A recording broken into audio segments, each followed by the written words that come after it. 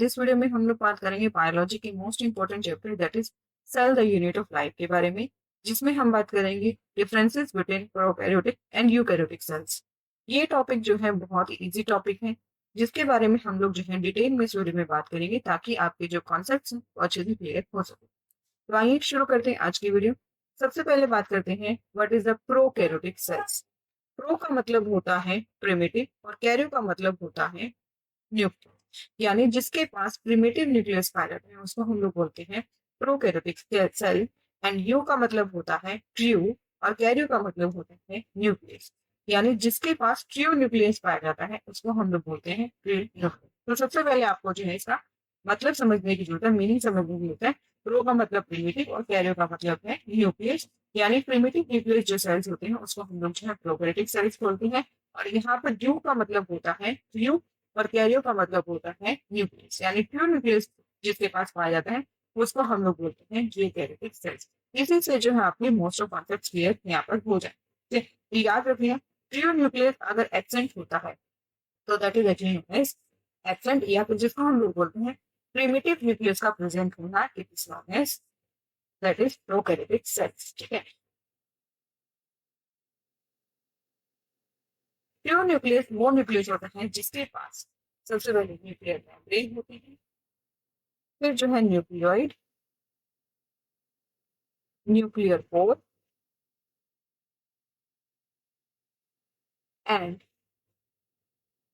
यहाँ पर जो है न्यूक्लियर प्लाज्म, जिसके अंदर जो है जो डीएनए होता है, जिसका का जेनेटिक मटेरियल होता है वो एम्बेडेड होता है इनके अंदर प्रेजेंट होता है। प्योर न्यूक्लियस के ये पार्ट होते हैं that is nuclear membrane, nucleoid, nuclear pore और न्यूक्लियर प्लाज्म। ये चारों पार्ट जो प्रेजेंट होते हैं उसको हम लोग बोलते हैं न्यूक्लियस। प्रोकैरियोटिक के पास जो है प्योर न्यूक्लियस एब्सेंट होता है, जो डीएनए होता है वो न्यूक्लियस के अंदर प्रेजेंट ना होकर साइटोप्लाज्म के अंदर ही प्रेजेंट होता है। इसी वजह से इसको हम लोग बोलते हैं प्रोकैरियोटिक सेल। ठीक है। यहाँ पर जो न्यूक्लियस होता है वो फॉल्स न्यूक्लियस यहाँ पर होता है, इसलिए हम बोलते हैं न्यूक्लियर। ठीक है। इसको हम लोग क्या बोलते हैं, न्यूक्लियर। जबकि यूकैरियोटिक सेल्स की बात करें तो यहाँ पर ट्रू न्यूक्लियस प्रेजेंट होता है, यानी चारों ही स्ट्रक्चर यहाँ पर न्यूक्लियस के अंदर प्रेजेंट होती है, जो कि जिसके अंदर जो है हमारा डीएनए जेनेटिक मटेरियल प्रेजेंट होता है। DNA close to cells nuclear membrane.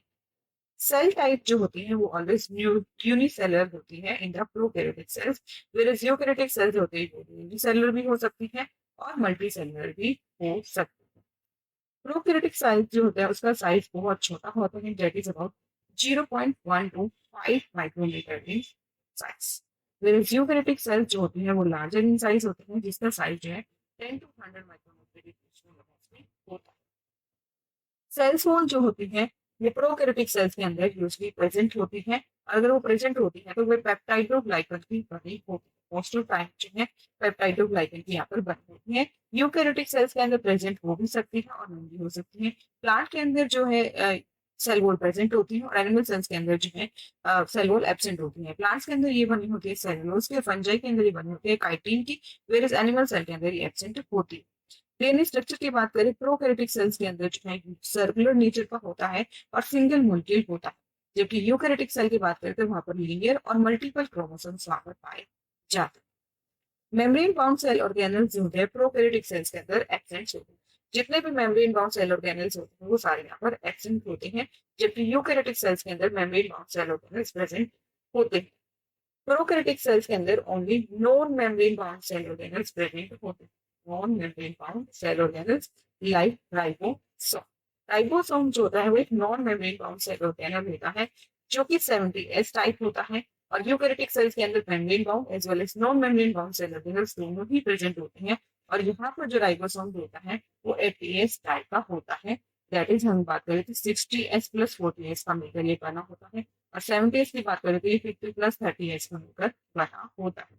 Ribosome जो होता है प्रोकैरियोटिक सेल्स के अंदर 70s टाइप का होता है। यूकैरियोटिक सेल्स का जो साइटोप्लाज्म में प्रेजेंट होता है वो 80s टाइप का होता है, जबकि हम बात करें माइटोकॉन्ड्रिया के अंदर और क्लोरोप्लास्ट के अंदर वहां पर जो है 70s टाइप का जो डीएनए होता है वो प्रेजेंट होता है।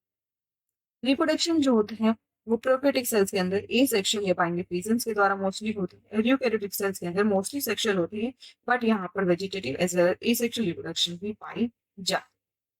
माइटोकॉन्ड्रिया जो है प्रोकैरियोटिक सेल्स के अंदर एब्सेंट होता है और यूकैरियोटिक सेल्स के अंदर प्रेजेंट होता है, जो कि 70s टाइप का होता है। क्लोरोप्लास्ट की बात करें, प्रोकैरियोटिक सेल्स के अंदर एब्सेंट होता है और यूकैरियोटिक सेल्स के अंदर प्रेजेंट होता है इन ओनली प्लांट और एल्गल सेल्स। एनिमल सेल के अंदर जो है क्लोरोप्लास्ट एब्सेंट होता है और यहाँ पर जो डीएनए होता है वो 70s टाइप का पाया जाता है। नेक्स्ट बात करते हैं, दैट इज एंडोप्लाज्मिक रेटिकुलम की, जो कि प्रोकैरियोटिक सेल्स में एब्सेंट होते हैं और यूकैरियोटिक सेल्स में प्रेजेंट होते हैं। एंडोप्लाज्मिक रेटिकुलम जो होता है डबल हेडेड सेल ऑर्गेनल होता है, जो कि प्रोकैरियोटिक सेल्स में एब्सेंट है। गोल्गी प्लेटेस भी जो होते हैं वो एब्सेंट होते हैं प्रोकैरियोटिक सेल्स के अंदर और यूकैरियोटिक सेल्स के अंदर प्रेजेंट होते हैं। ये भी मेम्ब्रेन सेल ऑर्गेनल होते हैं। प्लाज्मा मेम्ब्रेन की बात करें तो prokaryotic cells as well as eukaryotic cells दोनों के अंदर ही प्रेजेंट होता है। यहाँ पर जो है एक कह सकते हो इंटरनल स्ट्रक्चर्स होते हैं, दैट इज मेसोसोम्स, जो कि प्रोकैरियोटिक सेल्स में प्रेजेंट होते हैं। माइटोकॉन्ड्रिया प्रोकैरियोटिक सेल्स के अंदर एब्सेंट होता है, उसकी जगह पाया जाता है मेसोसोम्स, जो कि इनबाउंड स्ट्रक्चर होती है, अंदर की तरह इनवर्डिंग होती है और ये रेस्पिरेशन के अंदर और रिप्रोडक्शन के अंदर इन्वॉल्व होती है।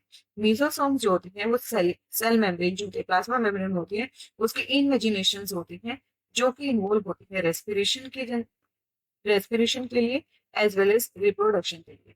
प्रोकैरियोटिक सेल्स के अंदर माइटोकॉन्ड्रिया एब्सेंट होते हैं, तो रेस्पिरेशन वाला फंक्शन जो है बाय मेसोसोम्स किया जाता है। रिप्रोडक्शन भी वहां पर जो है सेक्शन मोस्टली होती है और यहाँ पर जो है रिप्रोडक्शन बाइनरी रीजन होता है, जो कि जिसके अंदर जो है मेसोसोम्स एक इंपॉर्टेंट रोल प्ले करता है। साइटोप्लाज्म की बात करें तो वहां पर नॉन कंपार्टमेंटेशन होती है, मतलब यहाँ पर जो है डिविजन्स ऑफ साइटोप्लाज्म नहीं हो जाती, कि डिफरेंट डिफरेंट कंपार्टमेंट्स में डिवाइड नहीं होता। जबकि यूकैरियोटिक सेल्स की बात करें तो वहां पर जो है हम लोग कंपार्टमेंट बना लेते हैं, जैसे कि गोल्गी एपिडर्मिस जो है मेनली यहाँ पर प्रेजेंट होता है, जिस वजह से अपर पार्ट्स एंड लोअर पार्ट्स में इसको डिवाइड कर लेते हैं, ताकि हम जो है उसकी स्टडी जो है इजिली कर सके। तो एक तरह से इंटरनली कंपार्टमेंटाइजेशन हो जाता है, डिविजन ऑफ स्ट्रक्चर हो जाता है ऑर्गेनल्स के द्वारा, बिकॉज यहाँ पर membrane bound cell organelles present होती हैं, तो अंदर ही अंदर जो है डिविजन्स हो जाते हैं पार्ट्स के। लाइसोसोम और पेरोक्सोसोम्स की बात करें तो प्रोकैरियोटिक सेल्स के अंदर एब्सेंट होते हैं और यूकैरियोटिक सेल्स के अंदर प्रेजेंट होते हैं। फ्लैजेलेटेड स्ट्रक्चर्स की बात करें तो दोनों में ही फ्लैजिला प्रेजेंट होता है, prokaryotic as well as eukaryotic के अंदर। प्रोकैरियोटिक सेल्स के अंदर जो है वो सिंपल होते हैं और बनी होती है मेड ऑफ फ्लैजिलिन प्रोटीन्स के द्वारा, जबकि यूकैरियोटिक सेल्स की बात करें तो वहां पर जो है कॉम्प्लेक्स होते हैं और माइक्रोट्यूबुलर स्ट्रक्चर द्वारा यहाँ पर बने होते हैं। सेल डिवीजन जो है बाइनरी फिजन द्वारा होता है। यूकैरियोटिक सेल्स में माइटोसिस और मेयोसिस पाई जाती है, दैट इज इक्वेशनल और रिडक्शनल डिवीजन पाई जाती है, जिसके अंदर जो है मेसोसोम्स इन्वॉल्व होते हैं। जेनेटिक रिकॉम्बिनेशन मतलब जो है combination and that is by crossing overs और रिकॉम्बिनेशन द्वारा वेरिएशंस प्रोड्यूस जो होती हैं वो यहाँ पर दोनों में ही होती है, बट प्रोकैरियोटिक सेल्स में बहुत लिमिटेड होती है और बाय कंजुगेशंस और ट्रांसफॉर्मेशन द्वारा ये प्रोसेस होती है। जबकि बात करें यूकैरियोटिक सेल्स के अंदर, वहां पर जो है बहुत ज्यादा जेनेटिक रिकॉम्बिनेशंस पाई जाती हैं, वहां पर जो है वेरिएशंस काफी प्रोड्यूस होती हैं, जो सेक्सुअल रिप्रोडक्शन होती हैं, और उसमें भी हम बात करें मेयोसिस के दौरान crossing overs and all mutations वगैरह की प्रोसेस जो है यहाँ पर इन्वॉल्व होते हैं। ठीक है, मेयोसिस होता है, मेयोसिस में भी जो वेरिएशंस प्रोड्यूस होती है बाय द क्रॉसिंग ओवर रिकॉम्बिनेशंस और म्यूटेशंस के चांसेस भी यूकैरियोटिक सेल्स में हाई होते हैं। एग्जांपल्स की बात करें, प्रोकैरियोटिक एग्जांपल है बैक्टीरिया और आपकी बैक्टीरिया। यूकैरियोटिक एग्जांपल होते हैं plant, animals, fungi and protista. Kingdom Monera जो होते हैं उसके अंदर जो है सारे के सारे प्रोकैरियोटिक ऑर्गेनिजम्स रखे गए। जितने भी प्रोकैरियोटिक ऑर्गेनिजम्स होते हैं वो मोस्टली जो है किंगडम मोनेरा के अंदर रखे गए हैं। बाकी 4 किंगडम जो होते हैं, that is kingdom Plantae, animalia, fungi and protista, उसके अंदर जो है यूकैरियोटिक ऑर्गेनिजम्स पाए जाते हैं। साइटोस्केलेटन की बात करें तो वहां पर जो है प्रोकैरियोटिक सेल्स के अंदर या तो एब्सेंट होते हैं या फिर बहुत ही सिंपल टाइप का पाए जाते हैं, जबकि यूकैरियोटिक सेल्स के अंदर वेल डेवलप्ड साइटोस्केलेटन पाया जाता है। नेक्स्ट है हिस्टोन प्रोटीन से। हिस्टोन प्रोटीन जो है प्रोकैरियोटिक सेल्स के अंदर एब्सेंट होती हैं, सब आपके बैक्टीरिया के अंदर प्रेजेंट होती हैं, बट वैसे जो है प्रोकैरियोटिक सेल्स के अंदर histone protein that is basic protein जो होते हैं वो एब्सेंट होती हैं, जबकि यूकैरियोटिक सेल्स के अंदर वो प्रेजेंट होते हैं और कंडेंसेशन के अंदर इन्वॉल्व होते हैं। इंट्रॉन्स की बात करें तो वो प्रोकैरियोटिक सेल्स के अंदर एब्सेंट या रेयरली प्रेजेंट होते हैं और यूकैरियोटिक्स जो है उसके अंदर ये ज्यादातर प्रेजेंट होते हैं। इंस्ट्रॉन्स की बात करें तो ये क्रोमोसोम्स में ऐसे पार्ट्स होते हैं जो कि रिपीटेटिव प्रेजेंट्स होते हैं और जो कोडिंग नहीं करते हैं आगे जाके, दैट इज मोस्टली पार्ट लोग इंट्रोन्स यहाँ पर कहते हैं। आरएनए प्रोसेसिंग की बात करें कि आरएनए की मॉडिफिकेशन जो होती है प्रोकैरियोटिक सेल्स के अंदर बहुत मिनिमम होती है, बिकॉज जो साइटोप्लाज्म होता है उसका कंपार्टमेंटेशन नहीं होता, न्यूक्लियस और उसमें डिवाइड नहीं होता। तो ट्रांसक्रिप्शन और ट्रांसलेशन दोनों ही जो है साइटोप्लाज्म में हो रही है। जबकि यूकैरियोटिक सेल्स की बात करें, ट्रांसक्रिप्शन जो है न्यूक्लियस के अंदर होता है और ट्रांसलेशन जो है साइटोप्लाज्म के अंदर होती है। ट्रांसक्रिप्शन की बात करें तो वो जो है साइटोप्लाज्म के सॉरी न्यूक्लियस के अंदर होता है, और ट्रांसलेशन की बात करें तो वो जो है that is present in the nucleus. Transcription जो होता है वो कहाँ पर होता है, that is in the nucleus in the eukaryotic cells. And translation की बात करें तो वो होता है साइटोप्लाज्म। ट्रांसक्रिप्शन में जो है आरएनए की फॉर्मेशन होती है फ्रॉम डीएनए, एंड ट्रांसलेशन के अंदर जो है आरएनए से प्रोटीन की फॉर्मेशन होती है। ये दोनों ही प्रोसेस प्रोकैरियोटिक सेल्स के अंदर साइटोप्लाज्म में होती है, जबकि यूकैरियोटिक सेल्स के अंदर बात करें तो ट्रांसक्रिप्शन जो है न्यूक्लियस के अंदर होती है, ट्रांसलेशन जो है साइटोप्लाज्म में होता है। इसी को जो है हम लोग कह सकते हैं कंपार्टमेंटेशन हो सकते हैं। और आगे जाकर अगर हम बात करें तो क्योंकि जो प्रोकैरियोटिक सेल्स होते हैं उसके अंदर सारा चीजें जो है साइटोप्लाज्म में हो रही है, वो साइमल्टेनियस होते हैं। जैसे कि कुछ पार्ट्स ऑफ मान लीजिए दैट इज अ डीएनए, ठीक है, यहाँ पर ट्रांसक्रिप्शन होगी, जैसे ही ट्रांसक्रिप्शन हो तो नेक्स्ट पार्ट हो गई। अब यहाँ पर जब यहाँ पर ट्रांसक्रिप्शन स्टार्ट हो जाएगी तो यहाँ पर ट्रांसक्रिप्शन कंप्लीट हो चुकी है, तो इस पार्ट पर अब जो है ट्रांसलेशन होना स्टार्ट है। दोनों एक साथ ही चल रहे हैं जो प्रोकैरियोटिक सेल्स होते हैं। तो आरएनए प्रोसेसिंग में टाइम ही नहीं लगता। आरएनए प्रोसेसिंग का मतलब होता है जब आरएनए से प्रोटीन बन होते हैं तो आरएनए के अंदर प्रोटीन बनाने से पहले कुछ मॉडिफिकेशन करनी होती है। क्योंकि ट्रांसक्रिप्शन और ट्रांसलेशन जो है एक ही टाइम पर हो रही है, एक साथ साथ हो रही है, तो मॉडिफिकेशन करने का यहाँ पर टाइम नहीं होता, बहुत कम मॉडिफिकेशन होती है। जबकि यूकैरियोटिक सेल्स की बात करें तो वहां पर जो है टाइम गैप होता है, और टाइम गैप जिस टाइम गैप में ही वहां पर आरएनए की प्रोसेसिंग होती है, आरएनए के अंदर कुछ मॉडिफिकेशन हो जाती है, जिसके अंदर जो है स्प्लाइसिंग हो जाती है, कैपिंग हो जाती है, और पॉली एडेनिल टेल को जो है वहां पर एडिट किया जाता है। ये जो है पोस्ट ट्रांसक्रिप्शन मॉडिफिकेशन के अंदर इंक्लूड होता है, जो कि यूकैरियोटिक सेल्स के अंदर पाया जाता है, प्रोकैरियोटिक सेल्स के अंदर एब्सेंट होता है। ओरिजिन ऑफ रेप्लिकेशन की बात करें तो वो जो है सिंगल ओरिजिन होता है प्रोकैरियोटिक में, और यूकैरियोटिक सेल्स में मल्टीपल ओरिजिन होते हैं एक क्रोमोसोम्स के ऊपर।